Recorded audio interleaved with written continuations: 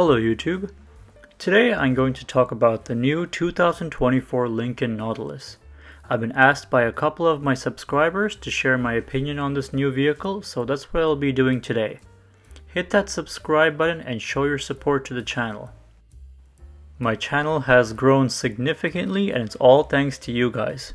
If you want to connect with other Lincoln MKZ owners, check out the Real Lincoln MKZ Enthusiast Facebook group. There's a lot of like-minded individuals that can help you answer most of your questions you may have. Anyways, let's get on with the video. Lincoln has given its crossover a new full makeover inside and out, as it starts an all-new third generation. The Nautilus rides on a revised version of Ford's C2 platform, which undergirds the Escape, Bronco Sport, and Maverick. Starting off with the front of the vehicle, I really like the LED strip that goes across the grille. It looks very nice. The grille has certainly gotten a lot bigger compared to the outgoing Nautilus. The DRLs on the headlight look very unique. It kind of reminds me of what Audi is doing with their headlights, but it's overall a very sleek design up front. I'm personally not sold on the front end of this new Nautilus just yet. I think the current Nautilus looks handsome and stately compared to this one. I also like the grille on the older one a bit better. I think I'll have to wait and see this new Nautilus in person to see what it's like and make that actual comparison. Moving on to the side profile of the vehicle, again it looks alright. I really like the door handles that are integrated into the belt line of the vehicle, which is the same as the Continental sedan's door handles. It's a very elegant touch.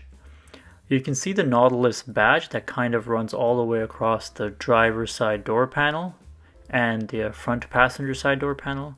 The overall side profile of this vehicle looks like an Aviator. I think that's what they're trying to go for. This is kind of like the baby Aviator. The Nautilus comes standard with 19-inch wheels, but I'm really digging these optional 22-inch wheels on the Jet Appearance package. I can't wait to see these wheels in person. I think it looks amazing on the screen here, but then I think it'll look even better in person. Here's a look at the old Nautilus, or the current Nautilus. I always liked the MKX, which was a great looking crossover. And when they changed the name to Nautilus and they updated the front end, I was completely sold. It's a very handsome looking vehicle and quite unique styling. What do you guys think? Do you guys like the current Nautilus or the newer one that when it comes to exterior styling? I'm curious to know because I think I'm the only one who likes the old one a bit better. Moving on to the rear end, it's very constrained. Lincoln did not do anything daring back here. It's overall very subtle. In some angles, the end of the taillights look like the RAV4's taillights, which I don't really like here. There's no exhaust tips at the back here, which is kind of the trend these days. I don't know.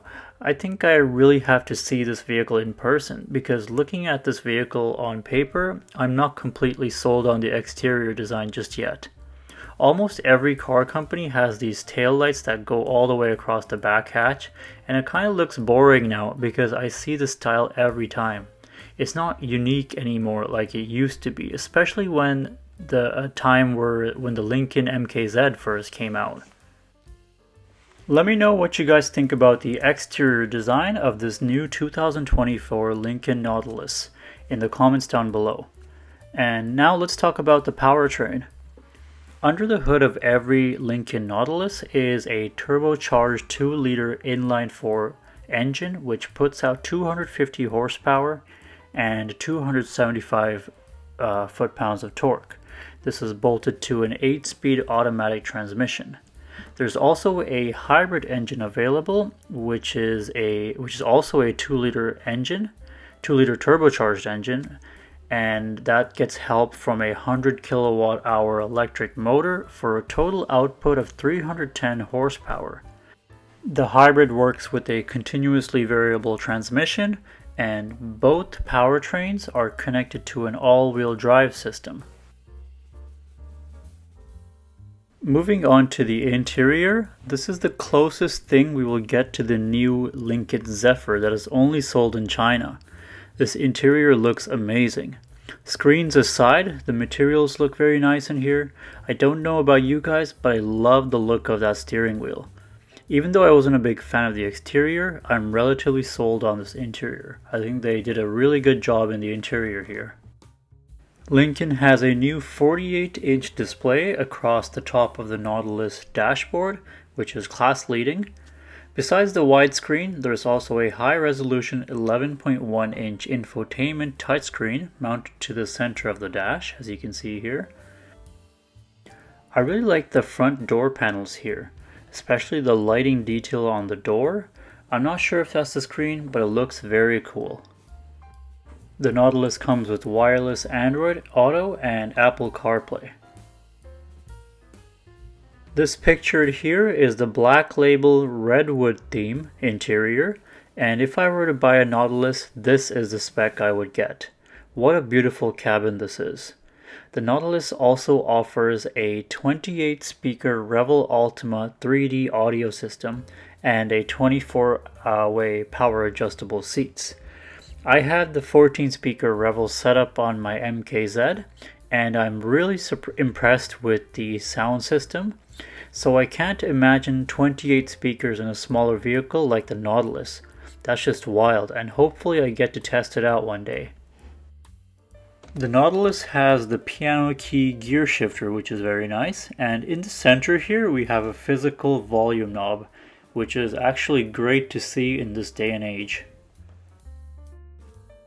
So my final thoughts on this new Nautilus are generally positive. The exterior still has to grow on me. I'm not completely sold on it like I mentioned before, but man is the interior looking amazing. Good quality materials and craftsmanship is seen throughout this cabin.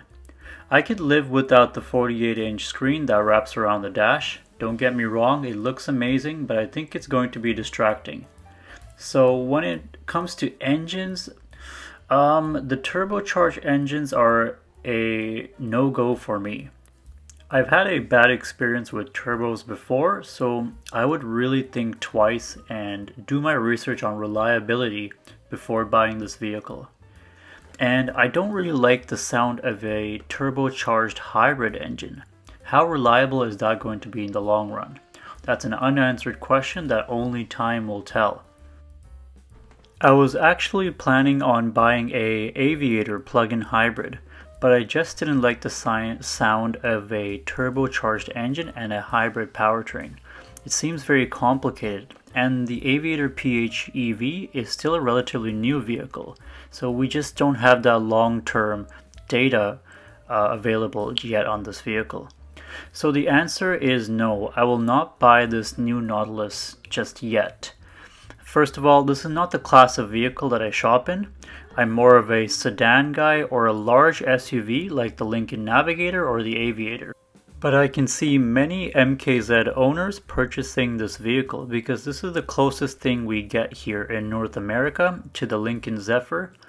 And the Lincoln Zephyr is the successor to the MKZ. Let me know what you guys think about this vehicle. You guys like it? Will you ever buy it? Hope you guys enjoyed this video. See you all next time.